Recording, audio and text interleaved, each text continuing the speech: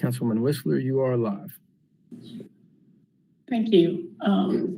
Good afternoon. I'm Gwen Whistler, and I'm the chair of the Planning and Economic Development Committee. And welcome to the meeting this afternoon, the November 8th meeting.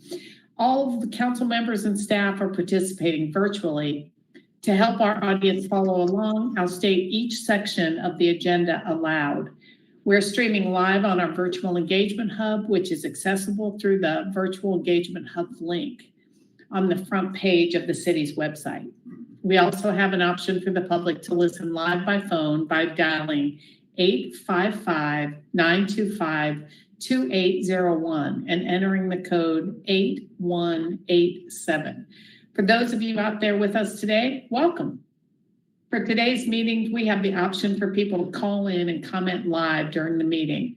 To call in and comment live, use the same number, 855-925-2801, meeting code 8187. Your phone will be muted and you will hear the meeting live. At this point, callers will hear, for more options, press star. Pressing star 3 will allow callers to continue to listen live and join the speaker queue. If you are watching the meeting through the live stream while you are listening to the meeting by phone, please be sure to turn down the volume on your device before speaking. I'll now go through and introduce all the committee members and staff who are participating virtually. Please make sure to keep your microphone muted if you're not speaking. Council and staff, when I call your name, please say a quick hello. Councilwoman Kilgore? Hello. Councilwoman Turner? Good afternoon. Assistant City Manager Kathy Ball? Hello. This is your last PED meeting in Asheville. Very sad. Director Planning and Urban Design, Todd Okolachaney. Hi, good afternoon. Thank you. So I will also be, to help people follow along, I'll read where we are in the agenda. So the first item on our agenda is the approval of the minutes. May I get a motion to approve the October minutes? So moved. Thank you. May I have a second? I'll second. Thank you. And we will do a roll call vote. So say aye if you approve, nay if you don't. Councilwoman Kilgore. Aye. Councilwoman Turner.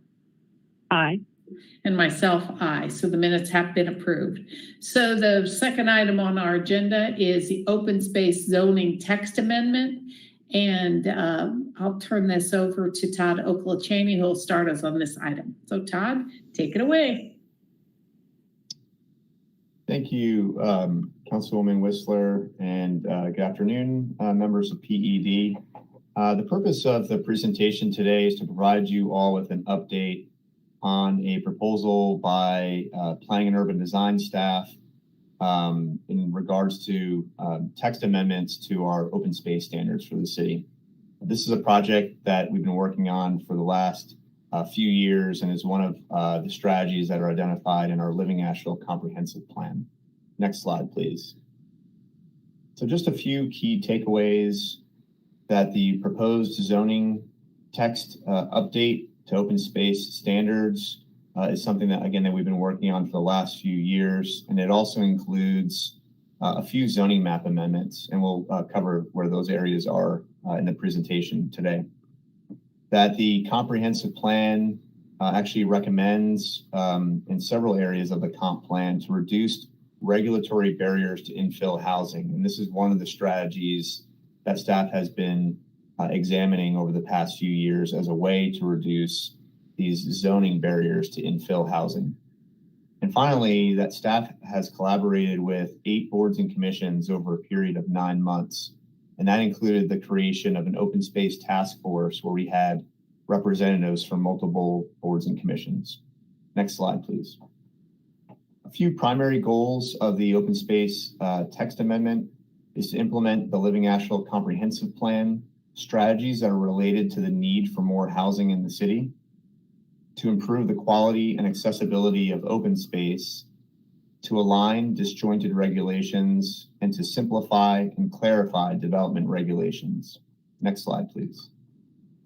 So there were actually a few key changes that we made in these draft open space text regulations, and those are related to, again, removing some of these zoning barriers to infill housing. But we also looked at ways that we could incentivize better stormwater management. And finally, we tried to focus on creating better quality open spaces that are more accessible to people. And there were a number of related benefits in regards to these changes. And that includes addressing housing needs, in addition to climate and other social benefits. Next slide, please. This is just a quick definition of how we define open space in the city and its purpose. And that is to create comfortable, welcoming spaces that provide refuge, recreation, and contemplation outdoors that make a city livable by providing places and tree cover for shade and for social opportunities and their associated mental health benefits.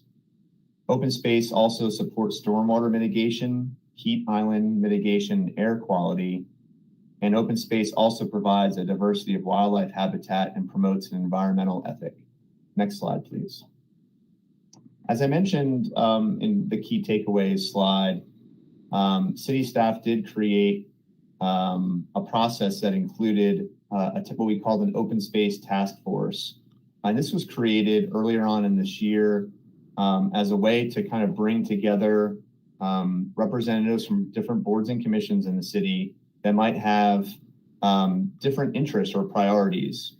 So the purpose of this task force was to evaluate the standards that staff had worked on the prior year and to provide additional recommendations. And city staff mainly acted in a facilitation role and provided technical support to the task force. But the task force members were the ones that each meeting would kind of work through a consensus building type process to get through any differences of opinion. That did happen sometimes during this process, but ultimately we feel this was a successful process in which we were able to improve our draft open space standards based on the input and feedback and volunteerism that the task force provided. Next slide, please. So in evaluating kind of the why we looked at our open space standards, we looked at Asheville Today, which is the second from the right. You can kind of see Asheville Today and then what we're proposing for residential open space requirements. When you look today, Asheville requires between 15% to around 75% potentially for open space. Next slide, please. And what we're proposing is to reduce that open space from a range of 5% to up to 50%. And I'll go into a little bit more detail in the next few slides. But first, just wanted to point out that, again, the blue bar on this chart shows the kind of the low end, and that what we're proposing with our reduction in open space to 5% for residential projects is really in line with industry standards. You can see that cities like Raleigh, Greensboro, Winston-Salem, Fayetteville, and High Point all hover around that 5% as a low range for their required open space for residential. And then our high end of our high range of what we would require for open space is still higher than other cities that we looked at. Next slide, please. So what we wanted to kind of show is just at least one example of how the open space standards are working today and how they are acting as a barrier for infill housing projects. In this example, this is an existing historic multifamily development with 20 units and around a 5,200 square foot footprint on East Chestnut Street. And next slide, please. We'll see kind of what the current open space requirement, if we had applied it to this project today, compared to what we're proposing as part of the new changes to the open space regulations. Under the current requirements, you can see on the left, over 75% of the site would be required to provide open space. And this is exactly the kind of example that we're trying to avoid, that it's acting as a barrier to, in particular, small scale, missing middle or infill housing type of developments. So under the proposed standards for this option, that same project would be required to provide just 2,000 square feet of open space compared to 10,000 square feet. And you can see kind of in relation to the lot size, staff feels it's a much more reasonable ratio, that the amount of open space is still reasonable, in line with kind of industry standards for what other cities are requiring for minimum open space for residential projects, and will allow a building and parking and other site infrastructure to be constructed. Next slide, please.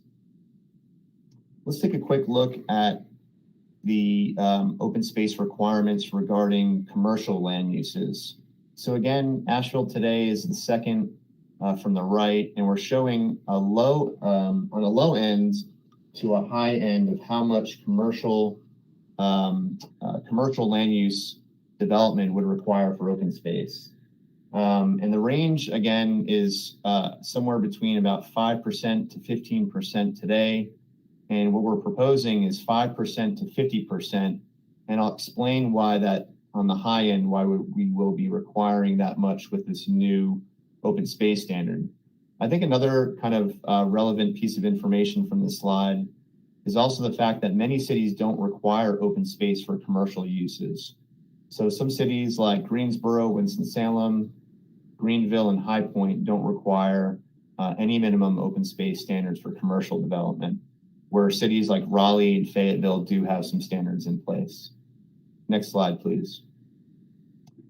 So this is highlighting the reason for the 50% requirement of open space for certain types of uses and what we're trying to encourage. This is basically captures in a very abbreviated way what we are proposing for our new open space standards. It's divided by the development type. So there are different open space requirements for multifamily residential compared to subdivision, or compared to a non-residential use or mixed use development. And we've highlighted for 1 acre or more that we would be increasing the required open space to 50% for certain types of land uses, such as multifamily, non-residential, and mixed use. But the reason for that is because we are actually trying to encourage better stormwater management standards. So what we're saying with our proposed open space requirements is that your open space may be reduced from 50% for those land uses and be reduced down to the column to the left, to those other ranges, anywhere from 5% to 20% for multifamily, or 5 to 10% open space required for non-residential or mixed use, if you provide better stormwater management on your site and that you treat stormwater during your development. We really have limited tools today in our toolbox to require projects to provide stormwater management, and you'll see why on the next slide. Councilwoman Turner, do you have a question? Yeah, just regarding that last slide before we move too far off it, how do we figure 50%? Like, how is it that when you jump to an acre, it jumps to 50? What you're thinking on the 50 instead of 30 or 40? The reason is it's really a strong incentive to provide better stormwater management. That's what we're trying to do. We actually would prefer that a developer not provide 50%, but that they instead elect to improve the stormwater infrastructure on their site. And this slide maybe captures that a little bit more if I can walk through it. And that's basically under current regulations. They're limited by the state of North Carolina in regards to how we treat stormwater management on sites.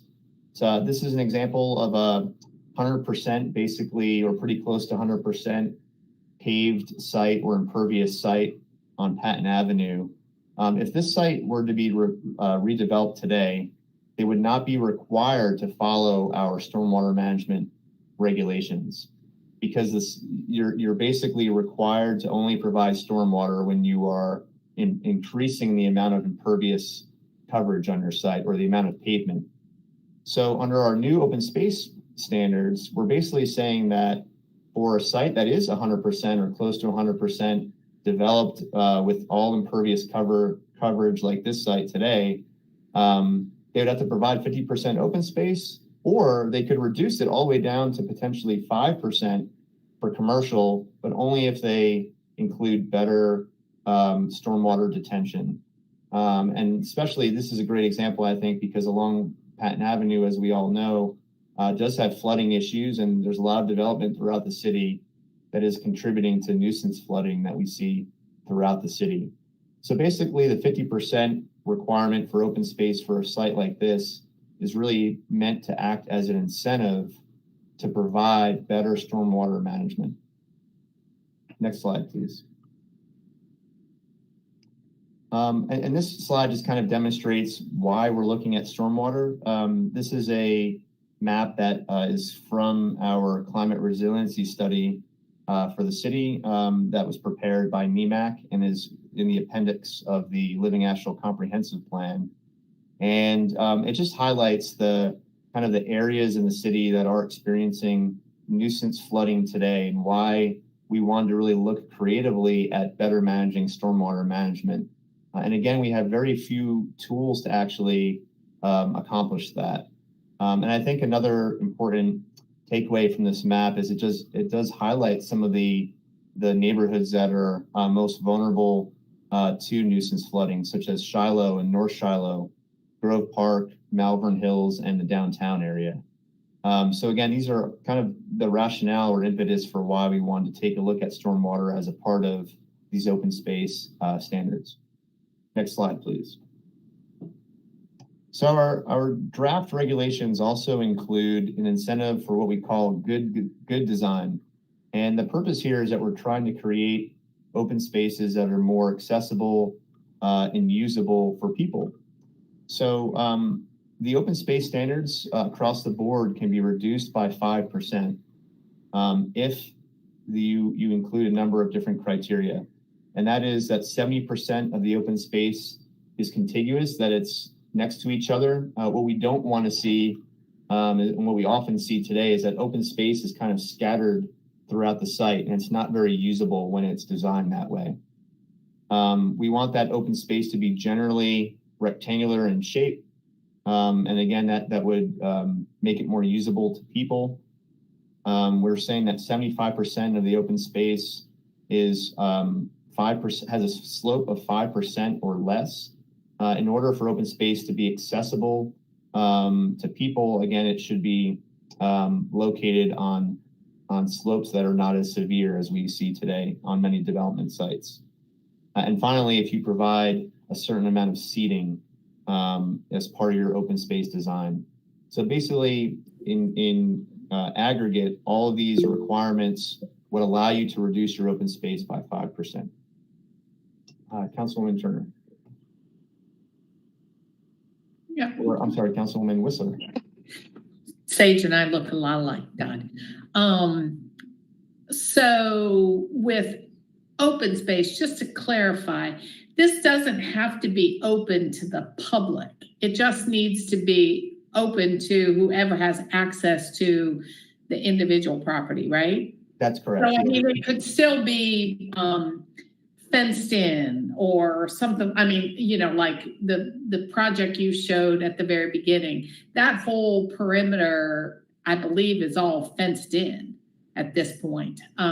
So that's just my question. So we're not going to require that this be accessible to the public, at just whoever uses the site, right? That's correct. This only applies to private open space. And if a developer wishes for their open space on their site to be open to the public, that would be up to them, but would not be required by the city. Next slide, please. So this just kind of demonstrates some of what we're trying to achieve with that more usable open space. You can see these are flatter areas, probably not very indicative of our topography here in Asheville, but kind of what we're aiming for. That again, it's only an incentive that if you're able to provide open space on your private development site in a way that's more accessible to the people that are either living there or working there, we want to incentivize that better design, and we would allow a reduction in your open space by 5%. Next slide, please. Todd, I'm sorry. And each of the 2 slides ago, when you listed those 4 criteria, I mean, they could reduce it by 5% for each of these, right? I mean, so theoretically, if they were able to provide all of these, they could reduce their open space requirement by 20%. No, so actually what we're suggesting in our current draft regulations is that you can reduce your open space by a total of 5% only if you provide all of these elements. Oh, you have to provide all these elements. That's right.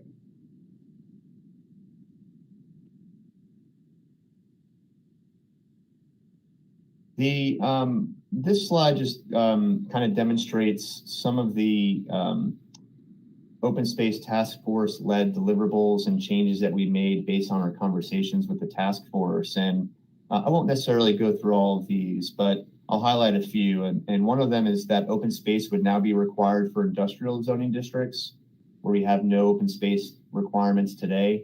It would be very low though. It would be in that, again, that 5 to 10% range, which I think most industrial sites generally kind of provide something close to that today anyway. That open space cannot exceed 50% hardscape or impervious. And the intent there is that we would allow some hardscape to count toward your open space requirement, but not all of it. And then in the RAD open space zoning district, we did work on a number of different requirements that would strengthen open space and impervious areas in that zoning district, in the River Arts district. And that does include rezoning 2 city properties to RM8. And that the reason for that was that we are not requiring open space in the River Arts district for private development. We also don't require open space in the central business district today. That would remain under the proposed open space standards. But I think some of the give and take with the open space task force members is that to recognize that there were some other ways that we could improve open space in the River Arts district without explicitly requiring it. And that also includes having reducing the building coverage slightly in some areas in the River Arts district, and requiring a new impervious surface standard. So you would have a max impervious surface area. And Councilwoman Whistler?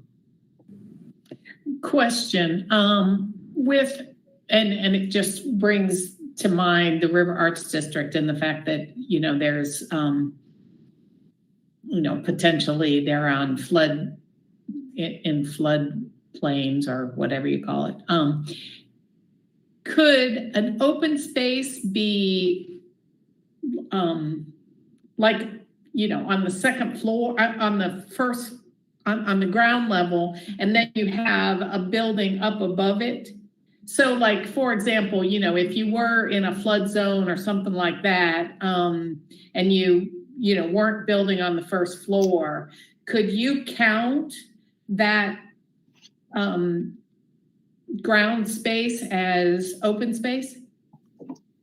We do allow a certain percentage of a like a rooftop garden to be used or to count toward your open space, your provision of open space. In the new standards, we do not allow some areas to be counted as open space. And one of those includes like a fenced stormwater pond, for example. I'd have to take a look at whether we would allow like a floodplain to count. I know under the old regulations, a floodplain could count, I think, up to 50% of your open space requirement. I'm not sure if that's still in the proposed standards, but I know interior parking lot islands is something else that we would prohibit from counting toward your open space. So there's kind of, again, depending upon the type of open space that's required, we sometimes allow some of those types of open space to count toward a portion of your requirement, but other types we don't allow to be included.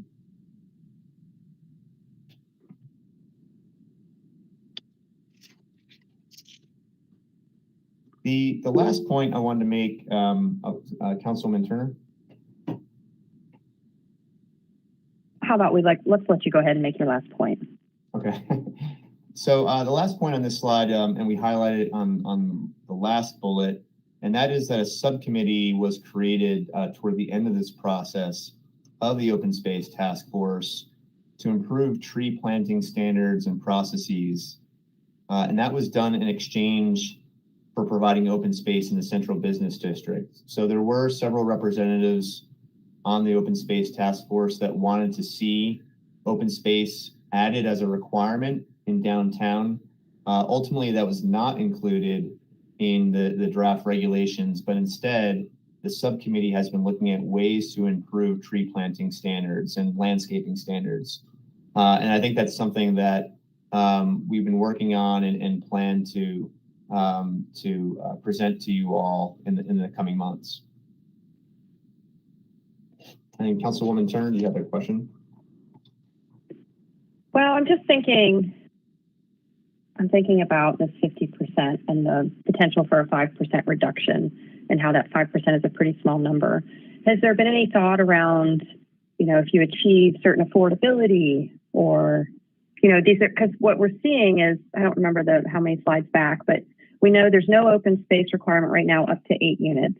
And then you grab the next section, 8 to 19, and so on. But when you get to the larger number of units or over an acre, you're automatically cutting the property in half.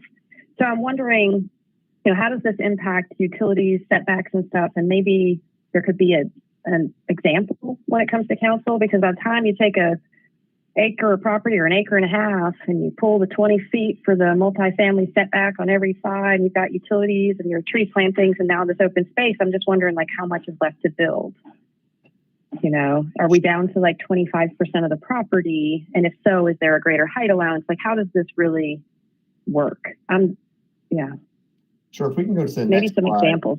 If we can go to the next slide, I might be able to, I think it's the next slide, that this just kind of shows that comparison of what their open space requirements are today versus what is proposed. And to clarify, with that 50% requirement for sites over 1 acre, you can reduce it down to 5%, not by 5%. So if you provide that stormwater management on your site, it gets reduced to whatever the requirement is for sites that are under 1 acre. So to give you an example, a 1 acre site with 50 or more units would require 50% open space. But if you provide stormwater management on your site, you can reduce it to 15 to 20%. Or if you had an acre site that had 8 to 19 units, instead of 50% open space, you can reduce it all the way down to 5 to 10%. And it's 10%, but if you provide a better design of that open space, you get that additional reduction down to 5%. So it is a substantial reduction if you provide that stormwater management. Okay, I was seeing it as just a 45% total now, 50 less the 5. Gotcha. I appreciate that. That helps. Councilwoman Whistler, you're on mute. Sorry. I was trying to get through a day without someone saying that to me. I'm a little, I mean, I appreciate the affordable housing here, but I mean, no, they would have no stormwater standard. That, I mean, you know, I'm pretty concerned that there would be none. I mean, I know it's a balance, and I know we want to, you know, clearly incentivize affordable housing, but I just, that's a concern to me that, you know, they'd be just completely exempt. Yeah, so that's a good point. So again, as a reminder today, if you have an affordable housing development site that's mainly impervious today, they don't have to provide, if they redevelop it, they don't have to provide any stormwater management. Now, the stormwater management standards will still apply to these sites. What we're trying to say here, though, is that if your affordable housing site of over 1 acre, instead of having that 50% open space provision, that affordable housing site can just do the 5 to 20% open space, and that they don't have to install that more expensive stormwater infrastructure. Now, if that site, that affordable housing site, is say maybe a green property, and they're going to develop it, they'll still be subject to our normal stormwater requirements. It's just in our open space standards, we would not require or allow that stormwater exemption or that 50% requirement. That affordable housing project would just be required to provide the same amount of open space for sites that are under 1 acre, if that makes sense. Okay, so basically there would be some requirements for stormwater management. It's just, sort of not have the higher bar is what you're, okay. Exactly, yeah, it's just that higher bar, that 50% open space would not apply to affordable housing. And if you provide for other types of land uses, if you provide that stormwater management, that also, gets you to reduce down from that 50% down to a much lower open space requirement standard.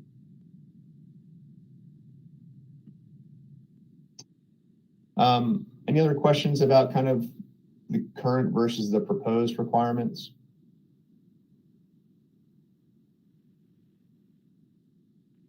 And again, what we're really trying to do here is encourage people to provide stormwater management, and you get that really great reduction.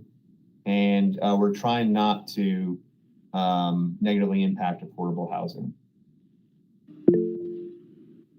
Councilwoman Turner.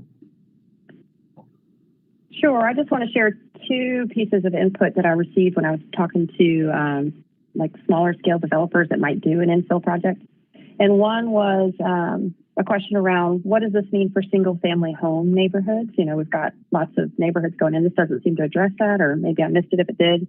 And the other question they shared was, when you're adjacent to a park, could there be a reduction? It's kind of like we do for bus stops and parking requirements. If you're near existing planned open space, could there be, and you're in that buffer of some area, could there be a reduction?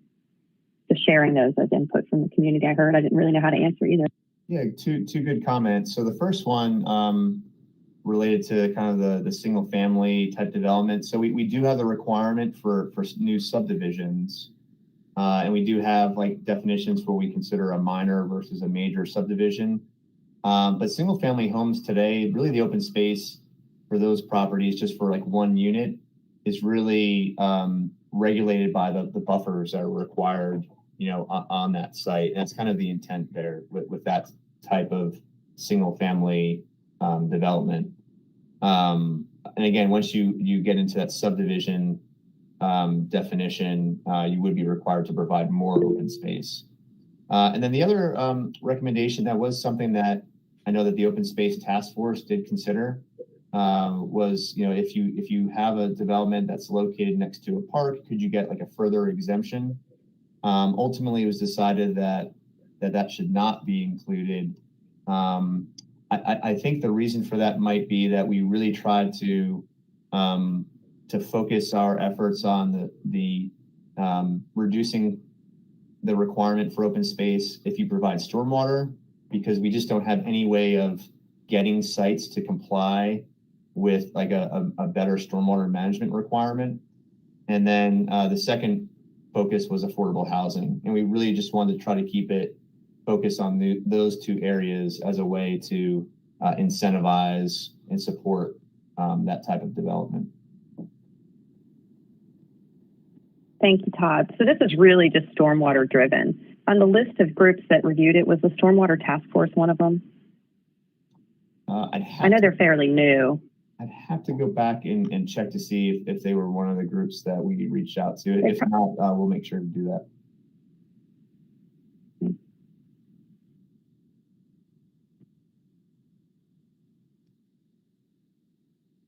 Next slide, please. So just a few next steps to kind of summarize everything here. We have been presenting to several boards and commissions in October and during November, and we plan to do so in December. Several boards and commissions, not all, but several of them have voted to give like a letter of support. We received that from some of those boards and commissions, and we are waiting for the other boards to consider whether they want to do that as well. And in December, we do have a scheduled Planning and Zoning Commission public hearing.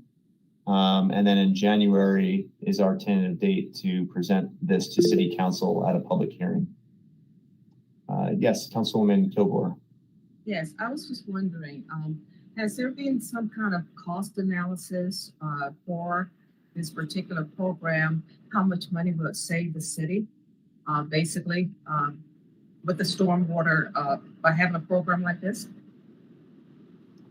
I don't believe we've done like a cost, benefit type analysis for stormwater. I'd have to see if that's something that we would be able to maybe look at or not. That is a good question, but I'm not sure if we would be able to do that.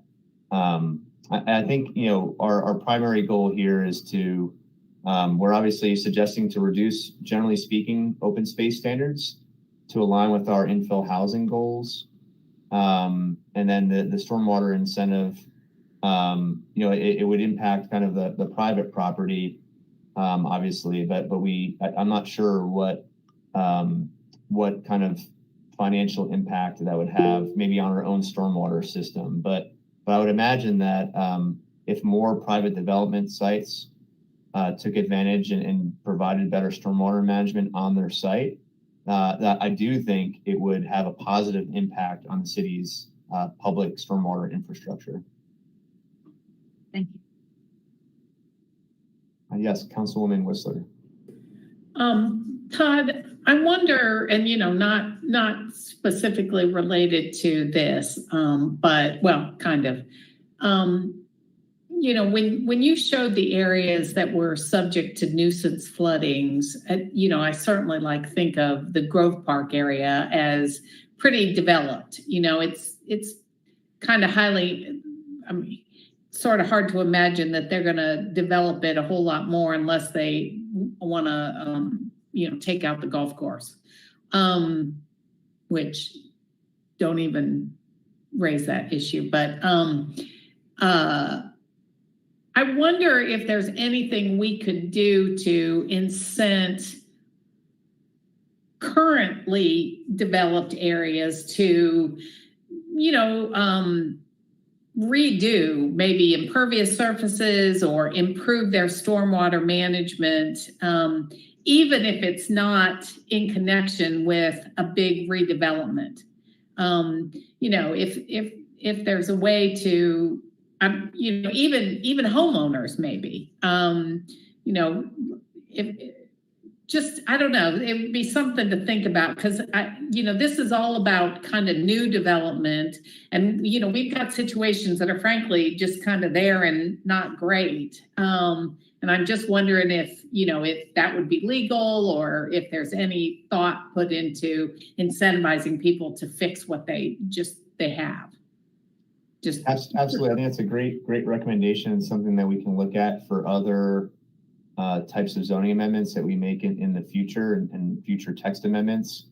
I think one area that we might be able to look at for something like that and explore is how we're looking at maybe expanding our public benefits table to include other districts and not just apply to hotels. That might be something that we could potentially look at and consider as maybe part of that zoning amendment in the future. thank you. So next slide, please. I think this is the last slide. And again, just a few key takeaways of kind of the why we're doing this amendment and what it seeks to achieve. And happy to answer any other questions that anyone has. Councilwomen, do you have any other questions? Sam? I was just concerned, Todd, you were talking about updating the zoning text or whatever. I was just wondering, where are we on maybe the zoning, changing the zoning where we have multi or units, update that zoning in some areas where we have single family to multi-family, where we can get more of the triplex, fourplex, duplex properties, because that's really something that we really don't have a lot of here. I was just wondering, where are we on that? Absolutely. Great question. We definitely have a lot of interest in amongst city staff to try to tackle a zoning amendment and zoning district kind of analysis like that. It's something we kind of have right now a working team of different departments that have been looking at creating a very large list of a lot of different zoning amendments that we'd like to make in the future. And we've been kind of incrementally trying to tackle some of those, every year if we're able to.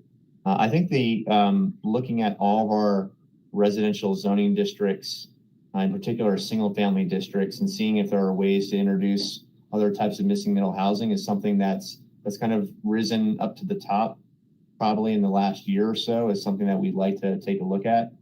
And we're just trying to develop a plan internally for how we might be able to do that, whether that's an internal project that we can accomplish, or whether it's something that we might ask, and maybe as part of the budget cycle, ask council to consider funding like a study.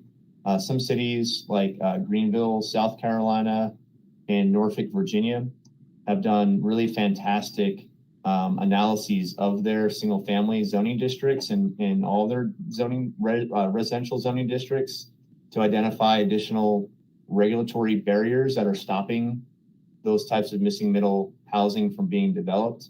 And it's something that we might want to look at as a model here. I think one thing that we really liked that Greenville and Norfolk did is that it wasn't just a city-led kind of effort, but they built a whole coalition of other organizations in the city in really trying to tackle that issue. And I thought that was really helpful in terms of getting those cities to maybe think outside the box about some zoning changes that they can make to try to encourage more of that missing middle housing. So definitely something we'd love to look at, and hopefully we can present kind of a game plan or what our recommended approach is to council in the near future.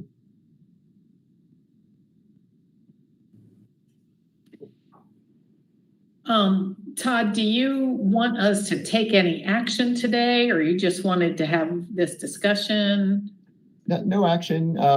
Maybe just a few head nods if we're heading in the right direction.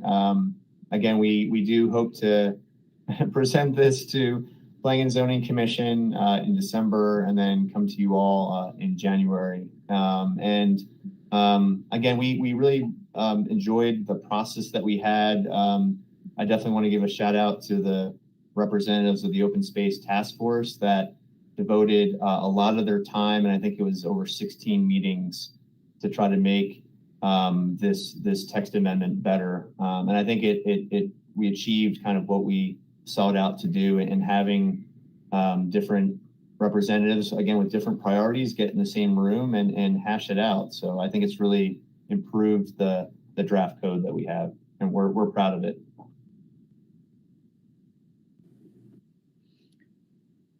So did I get nods from council members? Okay. So you got some nods. And Sage, I note that your clock has not been adjusted.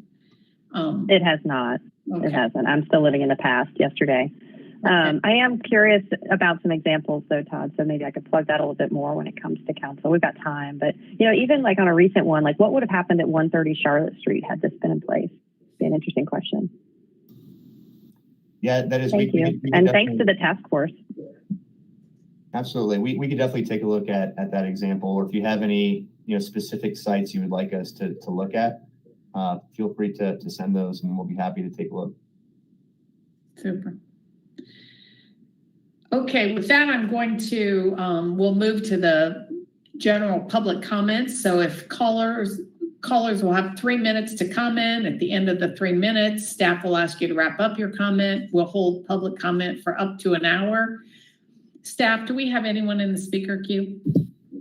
There's no one in the speaker queue at this time.